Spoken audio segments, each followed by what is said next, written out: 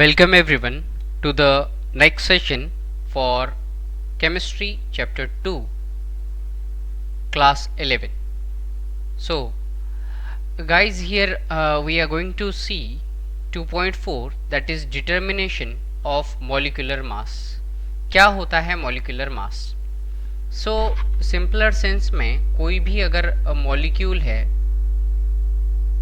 ये मॉलिक्यूल हम break down करेंगे तो we will have different elements.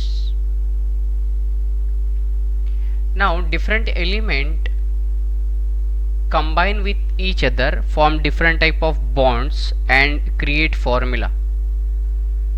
So basically molecular formula किसी भी कंपाउंड का ये इंडिकेट करता है कि एक्चुअल नंबर ऑफ जो एटम्स है ऑफ वन और different elements which one present in it. Basically molecular फॉर्मूले निकालने के लिए हमें सबसे पहले एक्सपेरिमेंट करके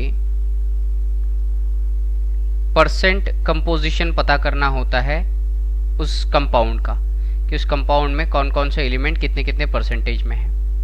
और once we know that and if we know the molecular mass of those things, we will have molecular formula. So here a note is given that molecular formula can be obtained from empirical formula. Means to get the molecular formula, first of all you must have an ability to calculate empirical formula and you must know molar mass. Molar mass कैसे calculate करते हैं ये तो हमने already पहले देखा है. Empirical formula ये हमारे लिए नया होगा. So 2.4.1 that is percentage composition and empirical formula. So it's very simple that while performing the experiment, first of all you take down कि कौन कौन से वो डिफरेंट एलिमेंट है और वो कितने परसेंट में अवेलेबल है.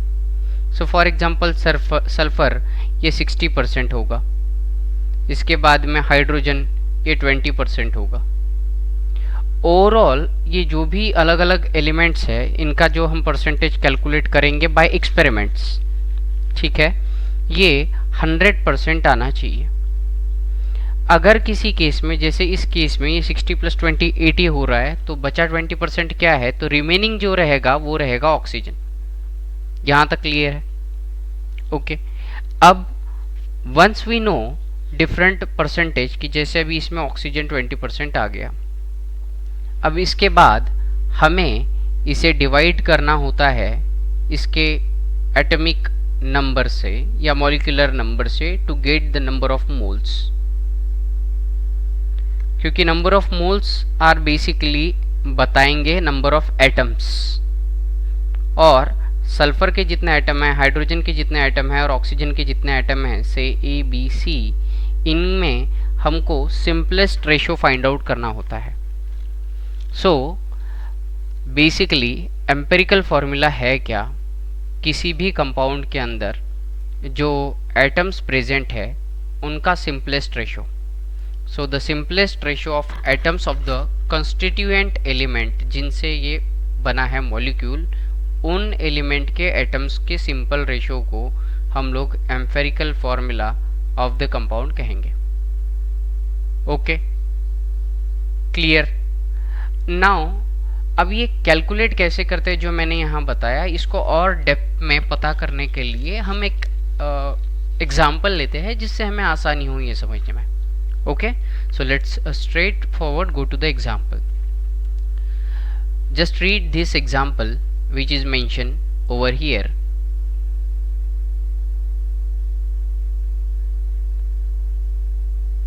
पढ़ा? Okay. So let me read it for you. A compound containing 4.07% hydrogen, then 24.27% carbon, 71.65% chlorine by mass. तो लिख लेते हैं. सबसे पहले क्या दिया है, परसेंट दिए है. किसके? Hydrogen. Hydrogen is 4.07%. Then carbon is 24.27% and chlorine दिया है यहाँ पे आपको कितना? 71.65% ना, 71.65%। लिख लिया, एक बार समझिए, तकलीफ नहीं होगी। नाउ करना क्या है, इन तीनों का एडिशन। सिंपली 71 और 4 हो गया 75, 75 और 24 हुआ 99, 99 में ये 65, 27 और 7 ये होगा 34, 34 और 35 मीन्स इट्स रफली 99.99। मतलब ऑक्सीजन का कोई चक्कर नहीं, यहाँ पे 100% यही तीन एलिमेंट मिलके कंपाउंड बना है। ठीक, अब मोलार मास 98.96 ग्राम है, तो एम्पिरिकल फॉर्मूला क्या है, ऐसा कह रहे हैं। ओके ठीक है, दिया है। एटॉमिक मास दिया है हाइड्रोजन का 1.008, 12, 35.453 U रिस्पेक्टिवली। तो अभी मैं क्या करता हूँ, ये 100% कंपाउंड है, तो मैं सबसे पहले इसको कंसिडर करता हूँ कि ये मैंने 100 ग्राम्स लिया है। अब ऑब्वियस है 100 ग्राम अगर मैं लूँगा तो 100% का 4.07 मतलब 4.07 ग्राम हाइड्रोजन होगा, 24.27 ग्राम्स कार्बन आएगा और 71.65 ग्राम्स क्लोरीन आएगा, बिकॉज 100 ग्राम के 24% 24 ही होते हैं। ओके, तो ये मैं एक 100 ग्राम कंपाउंड के लिए ले रहा हूं। नाउ अब एक जो हाइड्रोजन एटम है इसका वेट 1.008 है, तो इसीलिए मैं ये जो परसेंटेज दिए है इसी को सिंपली डिवाइड करता हूँ इसके एटॉमिक मास से। किससे डिवाइड किया भाई? एटॉमिक मास से। क्यों एटॉमिक मास से डिवाइड किया? ताकि नंबर ऑफ एटम्स कितने हैं ये मुझे पता चल सके। बेसिकली अगर मैं इससे डिवाइड करता हूँ तो मुझे number of moles multiple times मिल जाएंगे। तो ये 1.008, यहाँ पे 12.000 और यहाँ 35.453। अब रफली अगर मैं देखूँ तो ये 4, ये 2 और ये भी 2। ठीक है, 35 2 जा 70, 12 2 जा 24 और ये 1 का 4 टाइम्स। तो अब इसका सिंपल रेशियो क्या होगा? 2:1:1। तो बेसिकली हाइड्रोजन 2, क्लोरीन 1, कार्बन 1 और क्लोरीन 1। तो यहाँ से मैं ये इसके सफिक्स में लगा लूँगा CH2Cl। ओके, कार्बन 1, हाइड्रोजन 2 और क्लोरीन 1। तो ये मेरा कंपाउंड जो है ये मेरे सामने है। अंडरस्टैंडिंग? नाउ अब ये इसी को कहूँगा एम्पेरिकल फॉर्मूला। अब ये जो एम्पेरिकल फॉर्मूला है इससे अगर मॉलिक्यूलर फॉर्मूला बनाना है तो कार्बन का प्लस हाइड्रोजन 2 है और क्लोरीन 1 है। कार्बन के 12 प्लस 2 टाइम्स हाइड्रोजन 2 और क्लोरीन का 35.5 and this will give me molecule का, एक मॉलिक्यूल का फॉर्मूला। अब ये तो मैंने शॉर्ट में बताया। अब स्टेप बाय स्टेप में जो बुक में दिया है जिसको हम फॉलो करना चाहिए और ताकि आपकी रिवीजन भी हो, इसीलिए इस तरीके से बताया है। तो सबसे पहला चेक कीजिए कि सभी परसेंटेज का सम 100 आता है क्या। तो 4.07 plus 24.27 71.65 which will roughly goes around 99.99 means 100। तो अभी there is no need to consider presence of oxygen atom. Now step 2. Step 2 होता है कि सबसे पहले कन्वर्ट करना है जो मास परसेंटेज है इसको ग्राम में। इसीलिए हमने क्या किया, 100 ग्राम कंसिडर कर लिया ये कंपाउंड कि हमने लिया था। दिया कितना है 98.96 ग्राम, और वो कितना मोल है ये हमको पता करना है। ठीक है, तो अब हमें पता ही नहीं है ना वो 2 मोल्स है, 5 मोल्स है, 3 मोल्स है। तो हमने पहले तो एक कंपाउंड लिया 100 ग्राम, ताकि एक मोल के अंदर कितने ग्राम्स होते हैं ये हमें पता चल सके। तो मॉलिक्यूलर मास, अगर मॉलिक्यूलर फॉर्मूला पता चलेगा तो मॉलिक्यूलर मास कैलकुलेट कर सकेंगे, और उससे फिर नंबर ऑफ मोल्स कैलकुलेट होगा। तो ये 100 ग्राम कंसिडर किया। अब 100 ग्राम के सैंपल में ये रिस्पेक्टिव इतना ही % रहा। ठीक है, अभी नेक्स्ट पेज के ऊपर या नेक्स्ट पोर्शन में जाते हैं ताकि आसानी से समझ सके। अब जो स्टेप 3 यहाँ पे हम लोग देख रहे हैं वो स्टेप 3। ये स्टेप 3 क्या है, कन्वर्ट करना है 8 into number of moles of each element. ठीक है, अब number of moles of each element में अगर हमें ये कन्वर्ट करना है तो इसीलिए क्या किया, हाइड्रोजन के कितने मोल होंगे ये पता करने के लिए 1 मोल हाइड्रोजन का 1.008 ग्राम या यू का होता है। टोटल 4.07 ग्राम आपके पास हाइड्रोजन है, मतलब 4.04 moles of hydrogen you will have. Okay, now moles of carbon कितने अवेलेबल होंगे, सो 12.01 ग्राम का 1 मोल होता है, और अवेलेबल कितने ग्राम है भाई carbon, 24.27 gram. So 2.225 moles of carbon, और मोल्स ऑफ क्लोरीन कितने हैं 35.453। So total grams divided by 1 मोल, तो दिस 2। अब ये जो मोल हमें मिले हैं किसके, हाइड्रोजन, कार्बन और क्लोरीन के, इसका रेशियो अगर हम ले तो ये 2:1:1 आया है।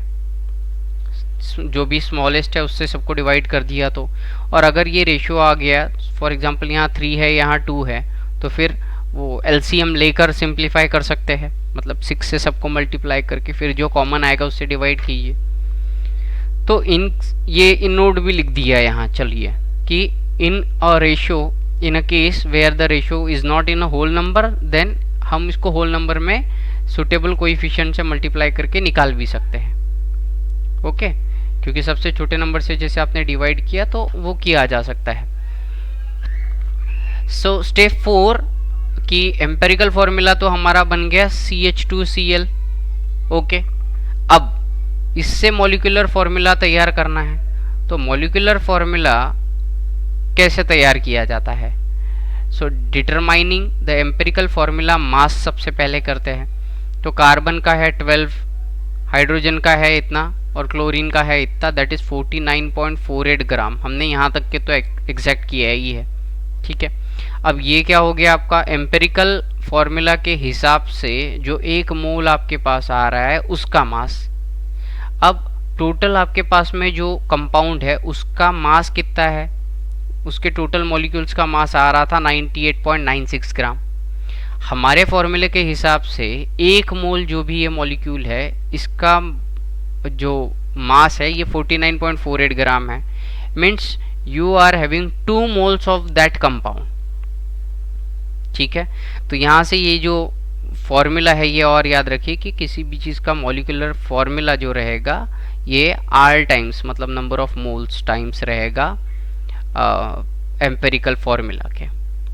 सो बेसिकली यू आर हैविंग जो मॉलिक्यूल है वो वाला मॉलिक्यूल कौन से फॉर्मेट में है, C2H4Cl2 के फॉर्मेट में। Understanding, to have a greater understanding let's move on to the one more question on the same topic. Okay,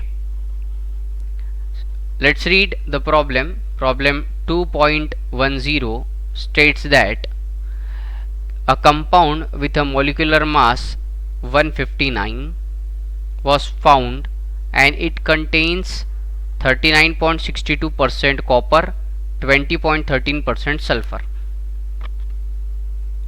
suggest कीजिए मॉलिक्यूलर फॉर्मूला। इसको निकालने के लिए पहले एम्पेरिकल फॉर्मूला होना। एटॉमिक मास दिया हुआ है ऑक्सीजन का भी। अब ऑक्सीजन का यहाँ तो परसेंटेज नहीं था, तो सबसे स्टार्टिंग में percent of copper, percent of sulphur add on किया, ये हुआ 59.75%। 100% चाहिए, मतलब ये माइनस करके 40.25% आ गया अपने पास में ऑक्सीजन।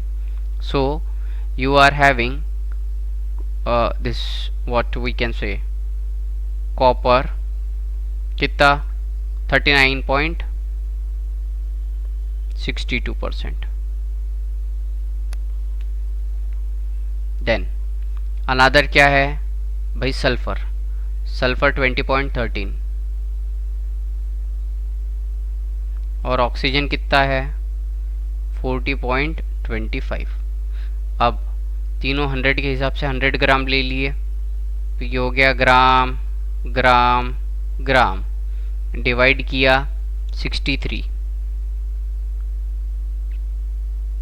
डिवाइड किया सल्फर को 32 और डिवाइड किया ऑक्सीजन को 16। ओके, तो एटॉमिक मास से डिवाइड करने के बाद में इतने नंबर ऑफ मोल्स कॉपर आ गए, इतने नंबर ऑफ मोल्स सल्फर आए और ये आए ऑक्सीजन। इसके हिसाब से रेशो लिया तो 0.0629 छोटा है, तो इसी से तीनों को डिवाइड कर दिया, तो we will have 1:1:4। So CuSO4 ये बना है अपना एम्पेरिकल फॉर्मूला। अब इसका क्या करना है, टोटल मास कैलकुलेट करो, तो टोटल मास कैलकुलेट किया तो ये आया 63 + 32 और ऑक्सीजन का 16 × 4 159, तो 159 इतना है। अब डिवाइड कीजिए किसे, जो दिया हुआ है 159 डिवाइडेड बाय ये 159, रेशो 1 ही आता है, मतलब molecular formula equal to empirical formula है। Understanding? So hope so this was a very important and crucial concept which you have understood very well. Solve problem based upon it. Thank you very much. Welcome all to the class of chemistry standard 11 chapter 2. In this session we are going to look upon the topic 2.5, that is chemical reactions and stoichiometric calculations. So 2.5, that is chemical reactions and stoichiometric calculations. So first of all, basically every chemical reactions which we perform, say H2 plus O2 gives me H2O. On the left hand side of reaction, the component which do involve in the reactions are called as reactants. Reactant or reactants. On the right hand side of the equation of the arrow, I am having product. To balance this reaction as 2, 2. Now the number of elements or atoms at the reactant site must be equal to at the product site. So here hydrogen 4, 4, oxygen 2, 2. Okay. Simultaneously और बहुत सारी चीज़ें जो बताई जाती है, जैसे ये गैसीय स्टेट में था, ये गैसीय स्टेट में था और ये लिक्विड स्टेट में आएगा। टेम्परेचर, प्रेशर ये भी अलग अलग प्रकार से बताया जाता है। जैसे हीट में ये ट्रायंगल अगर इसके ऊपर बना दूं तो इस प्रोसेस में हीट इन्वॉल्व है, ये बताया जाएगा। सो बेसिकली जो केमिकल रिएक्शन है, ये केमिकल रिएक्शन क्या मेजर चीज़ें इंडिकेट करती है, ये इंडिकेट करती है number of moles of reactant involve in the chemical reaction. Like here 2 moles of hydrogen reacting with 1 mole of oxygen to give me 2 moles of water molecule. Okay, तो product और reactant के regarding ये moles के बारे में बताता है। अब as I know atomic mass of hydrogen, तो मैं यहाँ से रिलेटिव मास ऑफ रिएक्टेंट भी कैलकुलेट कर सकता हूँ और प्रोडक्ट भी कैलकुलेट कर सकता हूँ। इसी के अलावा जो रिलेशनशिप है that is change between volume और volumes of gaseous reactant and product at standard temperature and pressure हमें पता चलता है। तो केमिकल रिएक्शंस हमें बेसिकली जो रिएक्शन हमें लैब में परफॉर्म करनी है उसका नोटेशन फॉर्मेट के अंदर की सारी इंफॉर्मेशन देती है। अब ये स्टोइकोमेट्रिक कैलकुलेशंस क्या होते हैं? सो 2.5.1 स्टोइकोमेट्रिक प्रॉब्लम्स।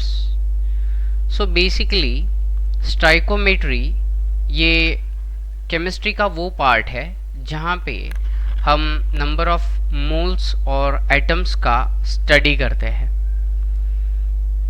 तो बेसिकली ये 3 पार्ट में डिवाइड होंगे, A B C, that is problem based upon mass relationship, mass volume relationship and volume volume relationship. As या तो सॉलिड कन्वर्ट होगा सॉलिड में तो मास ग्राम ग्राम, सॉलिड कन्वर्ट हो सकता है लिक्विड या गैस में तो ये वॉल्यूम में काउंट होगा क्योंकि इसका मास नहीं गिना जाएगा, और लिक्विड या गैसियस स्टेट से आइदर लिक्विड और गैसियस स्टेट में ही कन्वर्ट होना, that is volume volume relationship. तो हम नंबर ऑफ इनपुट मॉलिक्यूल्स कितने अगर डालें तो आउटपुट में कितने मिलते हैं उसके बारे में बेसिकली इस प्रॉब्लम से पता कर सकते हैं। क्या स्टेप्स है ये आपको अच्छे से याद रखना है। Steps which are involve in the problem based on the stoichiometric calculations. So the first point is write down balanced chemical equation representing the chemical reaction. तो केमिकल रिएक्शन बैलेंस होने से हमारा क्या मायने है कि जो भी number of atoms present on the left hand side रहेंगे वही number of atoms right hand side में एग्जिस्ट होने चाहिए। Second, write down. अब ये रेडियो एक्टिविटी के अंदर फॉलो नहीं होगा, इतना आपने ध्यान में रखना है, ओके? क्योंकि रेडियो एक्टिविटी के अंदर जो फ्यूजन और फिशन की प्रोसेस है उसके अंदर अलग अलग कंपोनेंट, तो उसमें डायरेक्ट मास हम कैलकुलेट करेंगे। Right the number of moles and relative mass of masses और volumes of the reactant and product below the respective formula. जो भी है उसके नीचे उनके फार्मूला, जैसे इसका 4 आ जाएगा, इसका आ जाएगा 16 टू 32 ग्राम, ये 4 ग्राम, और फिर ये वाटर का, तो ये जो भी इसका जैसे मैंने मास लिख दिया, अगर वॉल्यूम होगा तो वॉल्यूम लिखना है, तो वॉल्यूम की केस में ये गिवन होगा। फिर relative mass or volume should be calculated from respective formula mass referring to the condition of STP. okay, so the third point की जो दिया है या तो फिर हमें रेफर करना है, जैसे हमें पता है कि ऑक्सीजन का 16U है। apply the unitary method to calculate the unknown factors.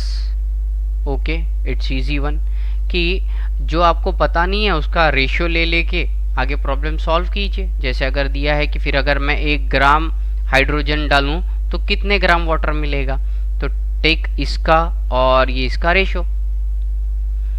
अब यहाँ से बेहतर है कि हम लोग ये एक बार आप रूल्स पढ़ लीजिए वापस और उसके बाद में आइए साथ में देखते हैं प्रॉब्लम्स। ठीक है, प्रॉब्लम से ज़्यादा अच्छे से क्लियर होगा। So here this is problem 2.1. just read the question thoroughly. Question says that problem 2.11 calculate the mass of carbon dioxide and water formed on the complete combustion of 24 gram of methane gas. तो जैसे methane gas है CH4, ये दी है 24 ग्राम। इसको complete अगर मैं combustion कर दूं, मतलब ऑक्सीजन के प्रेजेंस में कंबशन होगा इसका, तो कितने ग्राम कार्बन डाइऑक्साइड मिलेगा X और कितने ग्राम वाटर मिलेगा Y, ये मुझे पता करना है। ओके, ये बेसिक क्वेश्चन क्लियर होना चाहिए। कार्बन का एटॉमिक मास, हाइड्रोजन का और ऑक्सीजन का एटॉमिक मास दिया है। देखिए है बहुत आसान, बस थोड़ा सा दिमाग लगाना है। अभी सबसे पहले तो इस रिएक्शन को बैलेंस करना होगा। रिएक्शन को बैलेंस करने के लिए यहाँ 2 ऑक्सीजन है, यहाँ भी 2 ऑक्सीजन है, यहाँ 1 ऑक्सीजन है, मतलब मुझे यहाँ 2 ऑक्सीजन इन्वॉल्व करने होंगे और ये 2 वाटर मॉलिक्यूल प्रोड्यूस करेंगे। अब अगर मैं देखूँ तो ये रिएक्शन परफेक्टली बैलेंस है।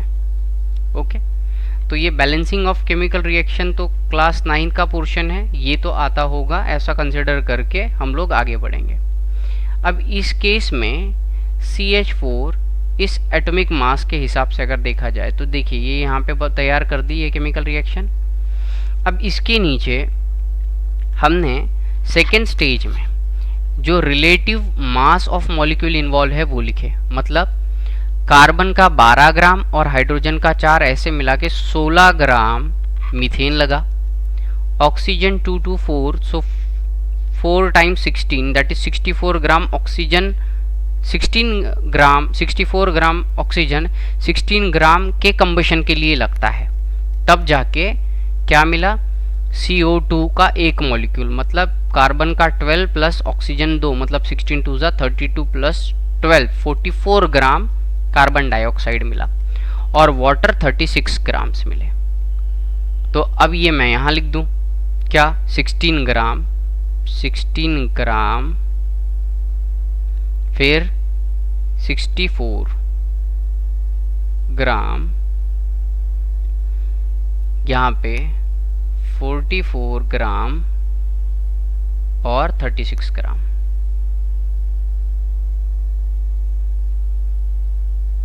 ओके, अब क्या कहा है, calculate mass of carbon dioxide और वाटर। तो भाई ये यहां से रेशियो एंड प्रोपोर्शन उठा लो, calculate mass of carbon dioxide, तो ये 16 divided by 24 is equal to 44 upon x, so this will give x, that is carbon dioxide जो इन्वॉल्व निकलेगा वो रहेगा 16 divided by 24 multiplied by, sorry ये क्रॉस मल्टीप्लाई होगा तो ये आएगा 44 into 16 divided by 24, 44 into 24 divided by 16, that is 66 gram of carbon dioxide निकलेगा इसको सॉल्व किए तो। और अगर ऐसे ही ये और इसको कंपेयर करेंगे रेशियो लेकर तो ये हो जाएगा y is equal to 36 into 24 divided by 16, okay, that is 54 gram of water. काफी आसान है, ठीक है। नेक्स्ट प्रॉब्लम लेते हैं, problem 2.12, how much calcium oxide will produce by decomposition of 5 gram of calcium carbonate. Okay, how much calcium oxide will produce by decomposition of 5 gram of calcium carbonate. तो सबसे पहले कैल्शियम कार्बोनेट को heat देंगे तो ये carbon monoxide और carbon dioxide जो emit हो जाएगा ऐसे फॉर्मेट में निकलेंगे। अब इसे बैलेंस कर दिया, बैलेंस करने के बाद में हमें पता चला कि ये 100 ग्राम्स अगर मैं ब्रेक डाउन करूं तो 56 ग्राम कार्बन मोनोऑक्साइड और ये 16 ग्राम इमिट हो जाएगा। अब यहाँ से एक कमाल की बात आपको ध्यान में आएगी कि ये 56 ग्राम्स और ये 44 ग्राम्स यहाँ पार्ट्स में लिखा है, ठीक है, आप ग्राम्स में भी ले सकते हो। अब 100 ग्राम कैल्शियम कार्बोनेट अगर डिकम्पोज किया तो 56 ग्राम, 100 ग्राम अगर डिकम्पोज किया तो 56 ग्राम। अगर मैं 5 ग्राम डिकम्पोज करूँगा तो कितना ग्राम, x, let's take ratio, so x equal to 56 into 100 divided by 5 and that is sorry 56 into ये इधर आएगा 5 divided by 100, that is 2.8 gram of calcium carbonate. Understanding? Moving on to the next question, और question देखते हैं इस पे। Problem 2.13। ये जो प्रॉब्लम है ये हमें इन लीटर्स हेल्प करेगा। How many liter of oxygen at standard temperature pressure are required to burn completely 2.2 gram of propane, that is C3H8. so C3H8 को कंबशन करना है, मतलब ऑक्सीजन के साथ में मिलाओ, बाहर कार्बन डाइऑक्साइड और वाटर आएगा, रिएक्शन बैलेंस की। अब ये इसका मैं मॉलिक्यूलर मास निकालूं तो ये आया 44 ग्राम। 44 ग्राम को आई डू रिक्वायर, 1 लीटर की बात हो रही है ना, तो अब 1 लीटर के अंदर 1 मोल अगर मैं लूं तो 1 मोल में 22.4 लीटर होता है, ये इसके पहले देखा है। तो 5 मोल के अंदर कितना होगा, 5 इंटू 22.4 मतलब 112 लीटर। ओके, सो ये यहाँ दिया है 1 मोल आइडियल गैस में 22.4 लीटर ऑफ वॉल्यूम होता है। तो अब क्या है, यहाँ से क्या बना इक्वेशन कि भाई प्रोपेन 44 ग्राम जब 112 लीटर ऑक्सीजन के साथ मिलता है तब आउटपुट में 3 मॉलिक्यूल कार्बन डाइऑक्साइड के और 4 मॉलिक्यूल वाटर के निकलते हैं। अब पूछा गया है कि how many liter of oxygen at STP are required to burn completely 2.2 gram of propane. 2.2 gram के लिए कितना लगेगा, बाकी मैंने इसीलिए नहीं निकाला क्योंकि उसकी जरूरत नहीं है, तो ये x आ गया। सो यहाँ से x आया है 112 into 2.2 divided by 44, that is 5.6 liter oxygen आपको रिक्वायर्ड होगा। Okay, last problem based upon this topic is problem 2.14. Let's read it. A piece of zinc welding weighing 0.635 gram when treated when excess of dilute H2SO4 liberated 200 centimeter cube of hydrogen at STP. Calculate the percentage purity of the zinc sample. खतरनाक नहीं है, आसान है। क्या कह रहे हैं कि पीस है किसका, जिंक का, तो सबसे पहले जिंक लिया भाई और इसको ट्रीट किया किसके साथ, H2SO4 के साथ, तो इसको रिएक्ट करवाओ H2SO4 के साथ। ये करने के बाद में लिबरेट क्या होगा, हाइड्रोजन, और क्या रहेगा, ZnSO4। ओके, ठीक है। अब इस रिएक्शन को बैलेंस किया तो ये आ गई आपकी रिएक्शन और ये बैलेंस्ड है। अब कह रहे हैं कि जिंक का पीस जो है ये 0.635 ग्राम का है। कितना, 0.635 ग्राम, ये तो मिला। ट्रीट विथ कर रहे हैं किसके, H2SO4 के साथ, और तब लिबरेट कितना हो रहा है, 200 सेंटीमीटर क्यूब ऑफ हाइड्रोजन, तो इससे आया 200 सेंटीमीटर क्यूब ऑफ हाइड्रोजन। पता करना है परसेंटेज प्योरिटी, ठीक है जी। अब देखिए, अगर हम देखें तो हाइड्रोजन 1 मॉलिक्यूल निकल रहा है, मतलब 22.4 लीटर निकलना चाहिए। कब, जब जिंक का 1 मोल, तो जिंक का 1 मोल होता है, इसका मॉलिक्यूलर मास 65 ग्राम।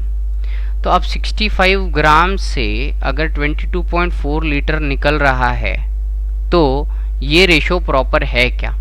अगर ये रेशो प्रॉपर नहीं है, इसका मतलब जिंक जो है ये प्योर नहीं था, ठीक है।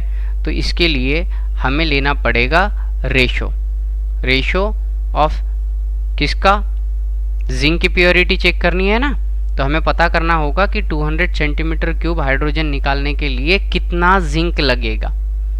तो ये जिंक के जगह पे हमने x कंसिडर करके किया, तो 0.58 ग्राम जो है इतना जिंक अगर आप इनपुट में डालो तो आपको 200 सेंटीमीटर क्यूब इतनी हाइड्रोजन मिलती है। लेकिन आपका जो वेट था ये वाला था 0.635, मतलब ज़्यादा था, मतलब इसके अंदर कुछ इम्प्योरिटी भी ऐड होगी।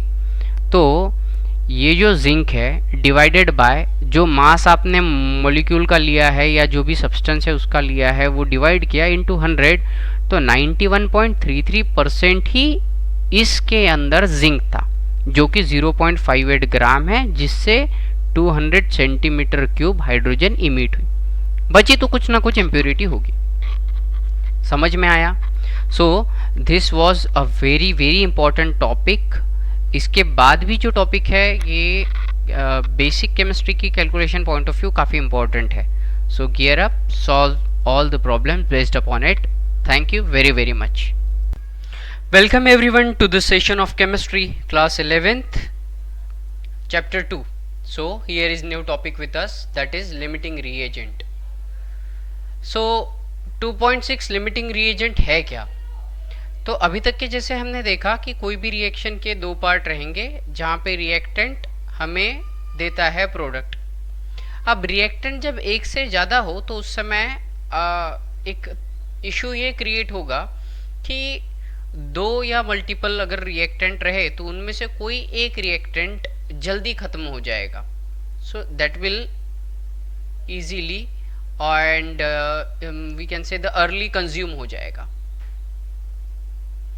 अब अगर कोई रिएक्टेंट अर्ली कंज्यूम हो गया तो उस सर्कमस्टांसेस के अंदर you will not get the reaction का आउटपुट जो आप डिजायर कर रहे थे 100% फॉर्मेट में। ओके, एक एग्जांपल लेते हैं कि सबसे पहले इसका डेफिनेशन देख ले।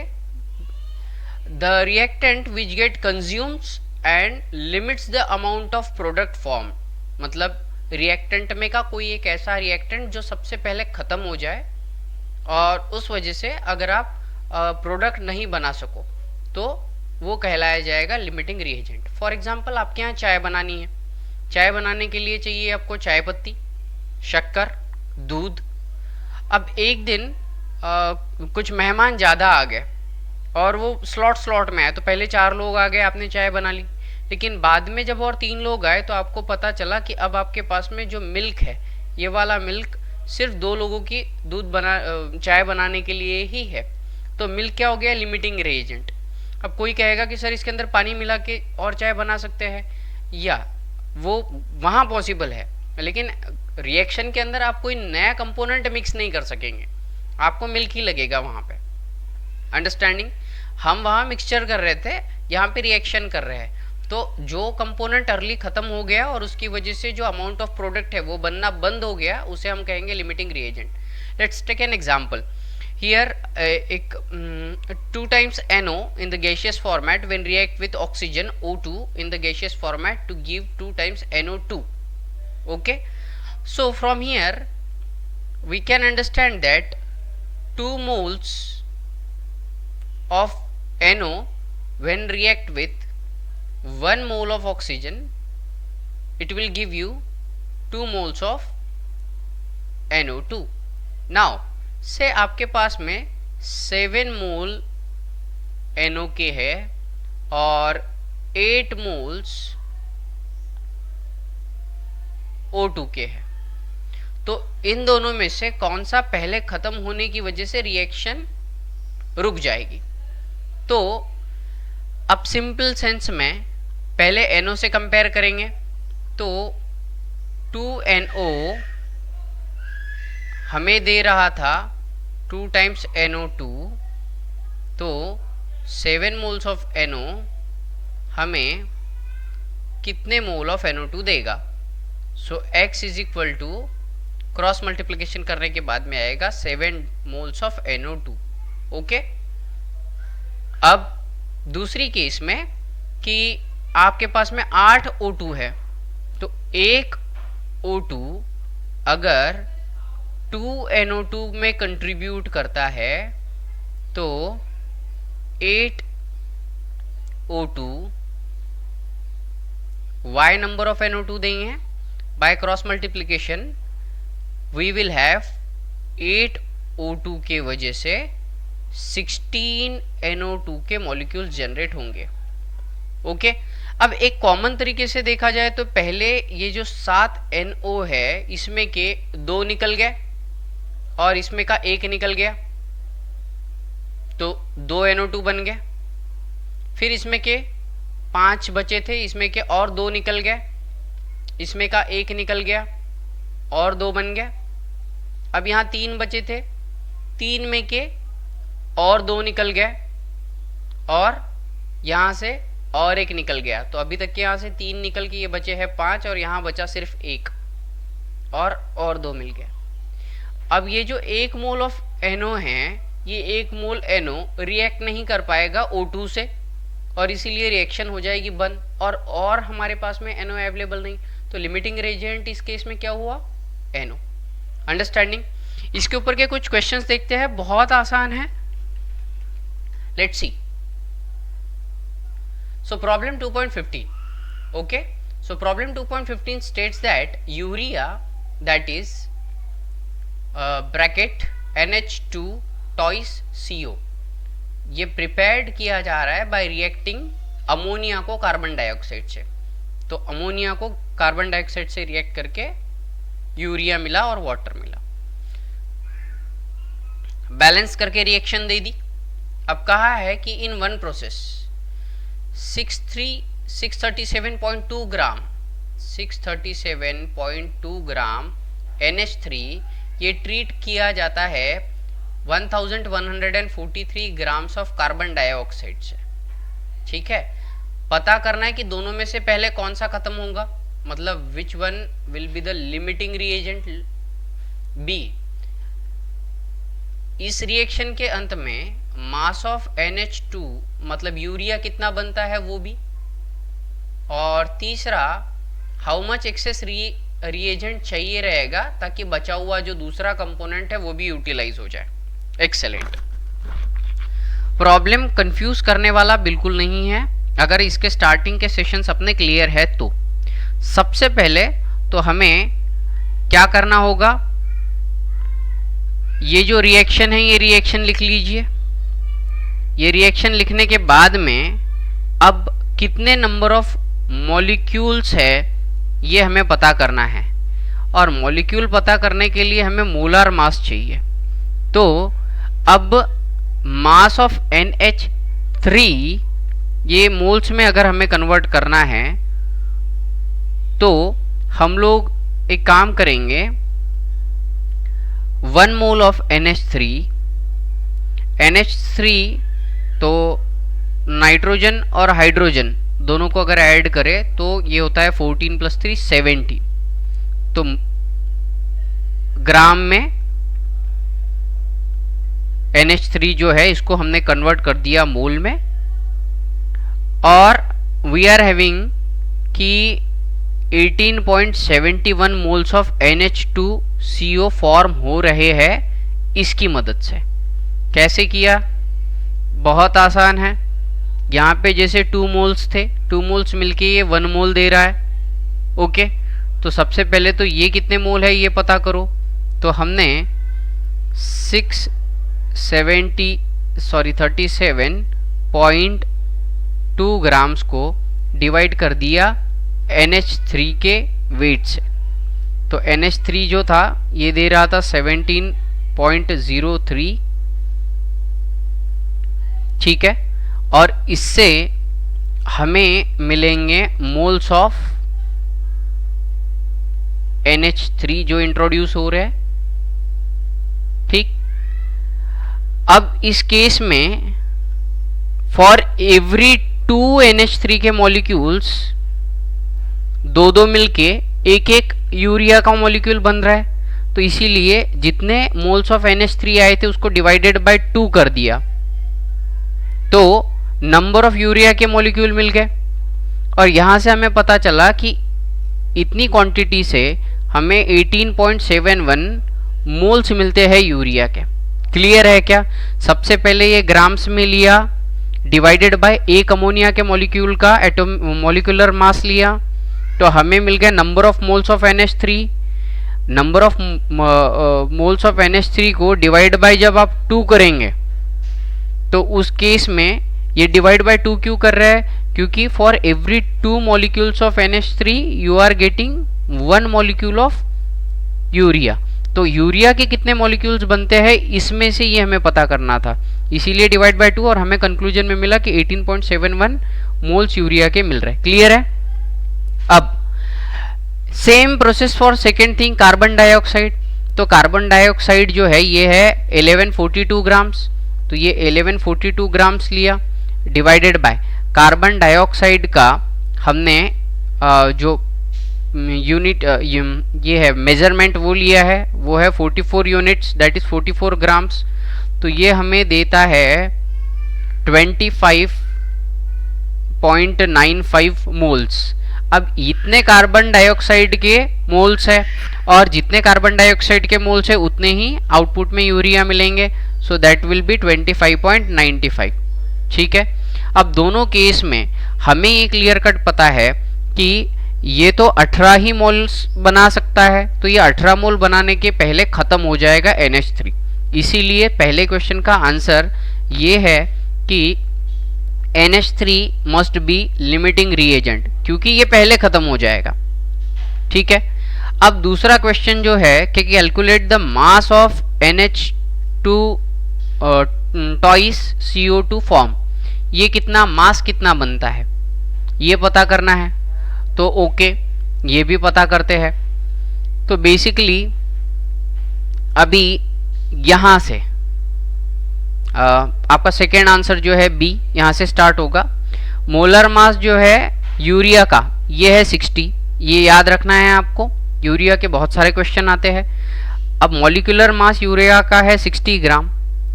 हमने कन्वर्शन फैक्टर के हिसाब से जो लिया वो ये है कि जो अमोनिया इंट्रोड्यूस हुआ था वो कितने मोल है, 18.71 मोल्स।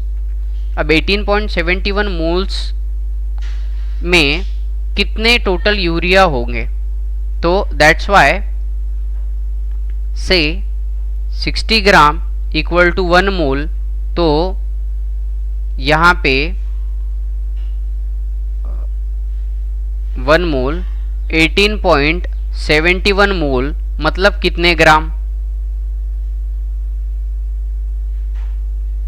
ठीक है, क्योंकि इतना यूरिया बन के रुक जाएगी रिएक्शन, तो ये 18.71 से अगेन क्रॉस मल्टीप्लिकेशन करो तो आपको 1124 ग्राम ऑफ यूरिया मिलेगा। अब तीसरा कि और कितना लिमिटिंग रिएजेंट, मतलब अब क्या बचा आपका, कुछ एक्सेस में कार्बन डाइऑक्साइड बचेगा, तो उस कार्बन डाइऑक्साइड को खत्म करने के लिए कितना यूरिया लगेगा। तो अब जैसे कार्बन डाइऑक्साइड का अगर इस्तेमाल किया जाए तो 25.95 मोल यूरिया बन सकता है, और कार्बन डाइऑक्साइड के पहले अमोनिया खत्म होने की वजह से ये 18.71 मोल ही बना। तो डिफरेंस कितने मोल का यूरिया बनाना है वो देखना है। तो 25.95 में से इतना माइनस कर देंगे तो उतना एक्सेस यूरिया बन सकता है, और उतना यूरिया बनाने के लिए कितना अमोनिया लगेगा ये कैलकुलेट करना है सिंपल भाषा में। तो starting with 18.71 mole we can determine कि मास ऑफ कार्बन डाइऑक्साइड जो रिएक्ट कर रहा है वो कितना चाहिए। तो यहाँ से देखिए, यहाँ से हम लोग अलग अलग तरीके से सॉल्व कर सकते हैं। मेरा तरीका ये रहेगा कि मैं 25.95 माइनस कर लूँ 18.71, और ये जो आंसर आएगा इतना यूरिया बनाने के लिए अमोनिया कितना लगता है ये मैं पता करूँ। ठीक है, तो अगेन रेशियो से ये वैल्यू निकल जाएगी, एंड ये तो मिलेगा मोल्स में, उसको मैं मल्टीप्लाई कर दूंगा अमोनिया के मॉलिक्यूल से, मॉलिक्यूलर मास से, तो वो मुझे ग्राम में मिल जाएगा। So this is the solution. So basic ratio and proportion की ही प्रॉब्लम है। Moving on to the next topic कि कॉन्सेंट्रेशन ऑफ सॉल्यूशन कैसे कैलकुलेट किया जाता है। 2.7 concentration of solution. So concentration of solution can be calculated as mass percent और weight percent। इसको small w by w percent से भी हम डिनोट करते हैं। So 2.7.1 mass percentage or weight percentage of a solution. First of all, let me tell you what is solution. Solution is if two or more things mixed with each other और इनमें reaction ना हो तो हम इसे solution कहेंगे. अब solution जो बनता है ये दो कंपोनेंट से बनता है. एक होता है सॉल्यूट और दूसरा होता है सॉल्वेंट. सॉल्यूट जो भी कम क्वांटिटी में हो वो सॉल्यूट, नाम भी छोटा है, और सॉल्वेंट लंबा नाम है, तो जो मैक्सिमम क्वांटिटी में होगा और जो मात्र एक ही होगा वो सॉल्वेंट. इनकेस दोनों अगर 50-50% रहे तो कोई भी सॉल्यूट और कोई भी सॉल्वेंट कहा जा सकता है. इसमें सॉलिड गैस में मिक्स हो सकता है, गैस लिक्विड में मिक्स हो सकता है, लिक्विड सॉलिड में मिक्स हो सकता है. मतलब आप सॉलिड लिक्विड गैसेस इन तीनों भी फिजिकल स्टेट में के कोई भी कॉम्बिनेशन तैयार कर सकते हो. अगर एक सॉल्यूट और एक सॉल्वेंट रहे तो इसे हम लोग बाइनरी सॉल्यूशन कहेंगे. ठीक है. अब इस केस में मास परसेंट कैसे कैलकुलेट करते हैं? तो मास percent mass of solute divided by mass of solution into 100. एक एग्जांपल के साथ देखते हैं. एक सॉल्यूशन प्रिपेयर किया जा रहा है जहां पे 2 ग्राम सब्सटेंस 18 ग्राम वाटर में ऐड किया. तो 2 ग्राम सब्सटेंस S 18 ग्राम वाटर में ऐड किया तो ये हो गया आपका सॉल्वेंट. और दोनों मिलके यहाँ पे 20 ग्राम का सॉल्यूशन बना. ठीक है. अब किसी ने पूछा कि मास परसेंट या वेट परसेंट क्या है, तो मास परसेंट मतलब सोल्यूट कितना मिक्स किया है टोटल सॉल्यूशन में, उसका रेशो. तो 2 gram divided by 2 + 18 that is 20 gram multiplied by 100 that is 10% का ये सॉल्यूशन बना. तो हम इसे कहेंगे this is 10% solution by weight percent और बाय मास परसेंट. इसका मतलब क्या कि टोटल सॉल्यूशन का 10% जो पार्ट है ये वाला सोल्यूट है. Okay. Moving ahead, mole fraction. This is another basic and interesting 2.7.2 mole fraction, that is the concept. Now what this concept says, अभी तक के जो आप ग्राम्स में ले रहे थे, अगर किसी सब्सटेंस को ग्राम में, so a gram, a in grams, so a is given, so a in grams divided by atomic mass और मॉलिक्यूलर मास इन ग्राम्स अगर कर दो so you will have mole. For example, if you are having say 45 gram of oxygen, तो इसको मोल में convert करना है तो क्या करेंगे, डिवाइडेड बाय इसका मॉलिक्यूलर मास. ठीक है. तो इसका मॉलिक्यूलर मास आ जाएगा आपका 18, तो ये हो जाएगा 2.5 मोल ऑफ ऑक्सीजन. ठीक है. ये काफी आसान है. यहाँ 2.5 मोल्स ऑफ ऑक्सीजन. अब अगर A डिसॉल्व करते हैं B सब्सटेंस में, अगर A हमने जितने मोल्स लिया है वो है Na और B Nb मोल्स है, तो मोल फ्रैक्शन ऑफ A ये रहेगा number of moles of A that is Na divided by number of moles of solution जो कि number of mole of solute, और ये डिसॉल्व किया है सॉल्वेंट में, so B. Okay. So mole fraction बताते हैं Na divided by Na plus Nb. Mole fraction of A. Mole fraction of B क्या रहेगा, एन बी डिवाइडेड बाय, मतलब moles of B divided by moles of solution that is N A plus N B. ध्यान में रखिए for binary solution अगर ये दो ही substances है तो mole fraction of A plus mole fraction of B equal to 1 होगा। ऐड करके देख लीजिए, N A divided by N A plus N B plus N B divided by N A plus N B. Base same है so you can add on, ऊपर N A plus N B divided by N A plus N B and it is 1। Okay, एक problem लेके देखते हैं, अच्छे से समझ में आ जाएगा फिर। ओके, सो प्रॉब्लम है रिगार्डिंग मोलैरिटी, इसमें मोल कॉन्सेप्ट भी आ जाएगा आपका। मोलैरिटी ये बहुत इंपॉर्टेंट टर्म है। 2.7.3 मोलैरिटी स्टेट्स दैट, ये कैपिटल M से बताई जाने वाली क्वांटिटी है और it is number of moles of solute present in 1 liter of solution. Okay, so molarity is number of moles per liter of solution.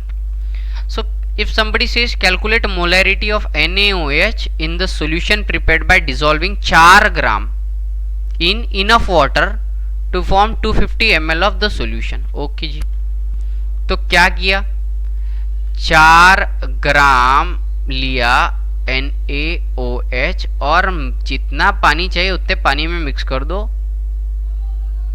H2O में mix कर दो और आपको मिला 250 ml किसका, सॉल्यूशन का। ये होगा NaOH टॉइस। ठीक है, अब सबसे पहले तो इसकी एडिशन करना होगी। अगर हम इसका मोलर मास कैलकुलेट करें तो ये होता है 40 ग्राम। तो हम 4 ग्राम मतलब कितने मोल्स ये पहले करें, तो ये 40 ग्राम से डिवाइड जैसे ही करेंगे तो हमें पता चलेगा कि ये है 0.1 मोल काय का, सोल्यूट का, क्योंकि पानी तो जितना चाहिए उतना यूज कर सकते हैं ना, ये solute. So number of mole of solute तो आपको मिल गया 0.1। कैसे कैलकुलेट किया, 4 ग्राम डिवाइडेड बाय 40 ग्राम से। क्लियर है क्या। अब volume of solution in litre कहा है, ये आसान है। 250 ml का कितना लीटर, अगर 1000 ml का 1 लीटर तो ये आता है 1/4। Okay, so 0 point divided by 1/4, तो 0.1 डिवाइडेड बाय 1/4, तो ये 4 ऊपर जाके मल्टीप्लाई होके हो जाएगा 0.04 मोलल। तो ये नोट है कि molarity of the solution depend करती है टेम्परेचर पे।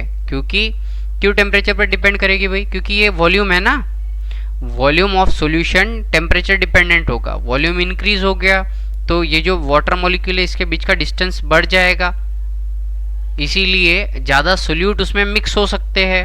ज़्यादा सोल्यूट मिक्स हो सके मतलब मोलैरिटी इंक्रीज हो सकती। Understanding.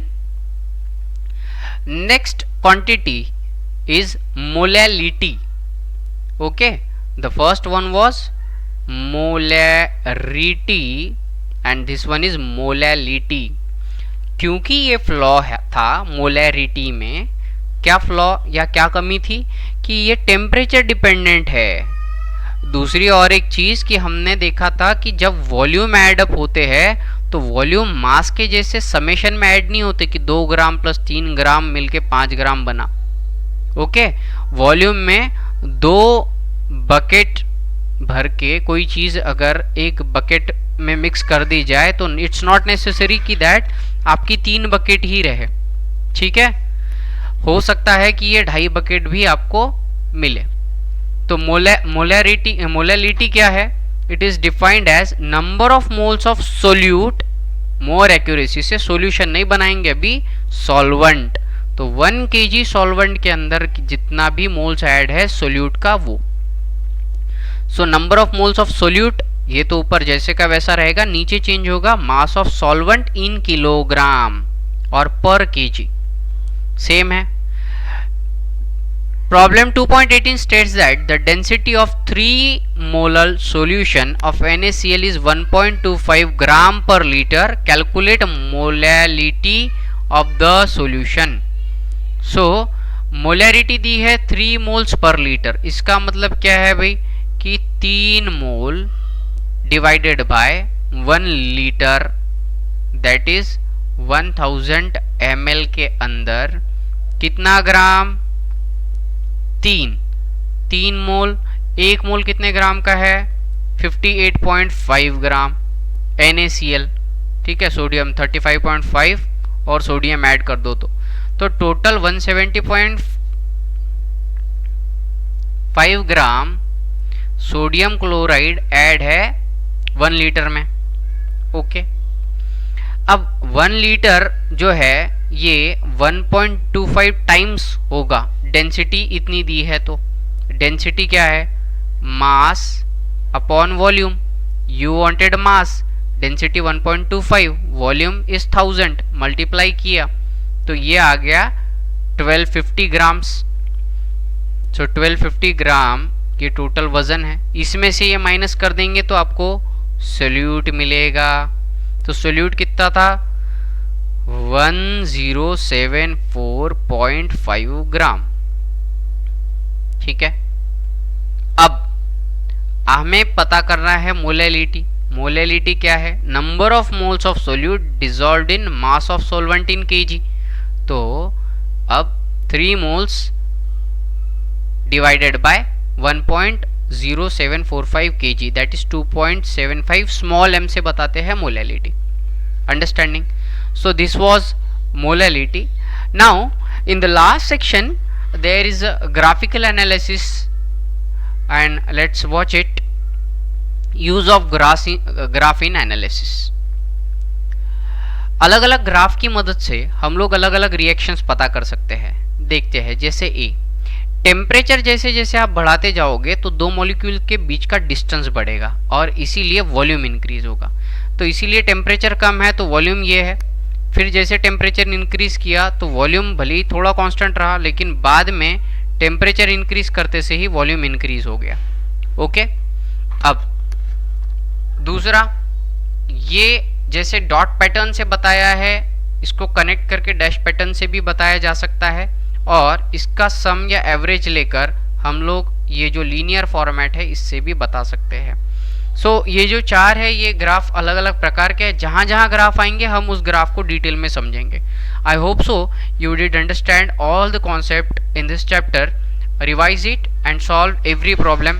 Thank you very much. For reference purpose जितने भी सॉल्व प्रॉब्लम है उतने एक बार अगर समझ आ गए तो उसी जैसे बचे हुए सारे प्रॉब्लम्स होंगे।